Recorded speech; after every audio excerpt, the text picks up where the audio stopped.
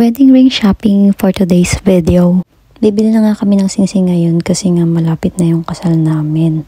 Papakita ko nga muna sa inyo yung labas namin bago nga kami umalis. Puti nga ngayon yung labas namin at medyo mahangin kasi nga kakasnow lang kanina.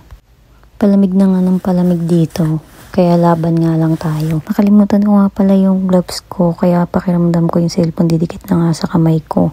Niyaya ko nga muna yung kuya mo para mag-picture muna kayo bago kami umalis. Naisipan ko nga muna mag-model at mag-pose sa gitna ng snow bago nga pala kami umalis. Lumakbo na nga ako dyan papasok ng car kasi nga hindi ko na nga kaya yung lamig. Umalis na nga kami at pupunta na nga kami ngayon sa jewelry store. Yung singsing nga pala na bibili namin ay good at merong 34 diamonds. Wow! Yung singsing din na yun ay meron siyang space sa gitna. Nagaya nga pala yun ng engagement ring.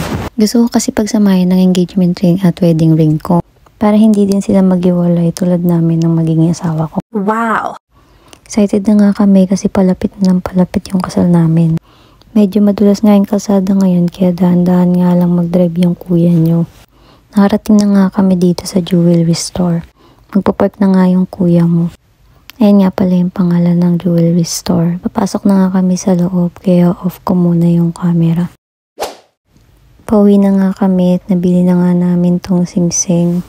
Ayan nga pala yung tsura ng box niya. Buksan na nga natin siya. At another box ulit. Ang ganda nga naman ng box niya. Di ko pala muna ipapakita sa inyo yung singsing pagkatapos na lang ng kasal.